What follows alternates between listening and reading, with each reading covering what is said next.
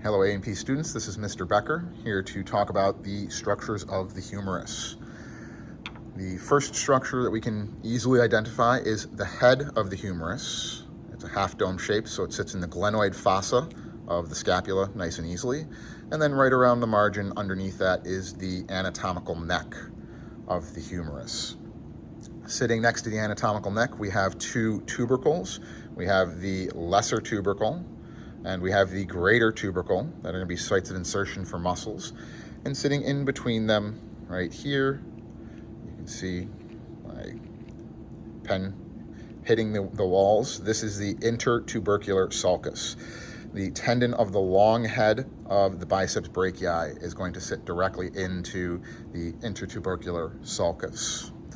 All right, setting the bone down for a second, you can see the deltoid tuberosity on the lateral side of the bone.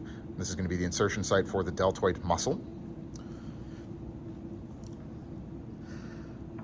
And then down on the distal end of the humerus, we have several structures here. All right, the first are the condyles of the humerus. This V-shaped condyle is the trochlea, and then the ball-shaped condyle here is the capitulum. All right, the ulna is going to sit in the trochlea, and the radius is going to articulate with the capitulum here. All right, on the medial side, next to the trochlea, you can see this very large bony protrusion. This is the medial epicondyle of the humerus. This is the site of origination for many of the flexors of our forearm. And then located on the other side here, it's much smaller, is the lateral epicondyle. That is going to be the site of origination for some of the extensors of our forearm. Sitting directly over our trochlea and our capitulum are going to be a couple of fossae that we are interested in. So the first of these is this one right here. This is the coronoid fossa.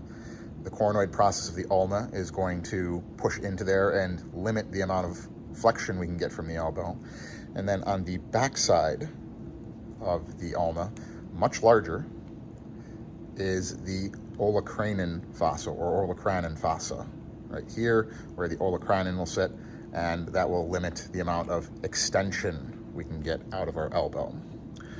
All right, sitting back up here is an interesting structural feature. Right about here is the surgical neck of the humerus.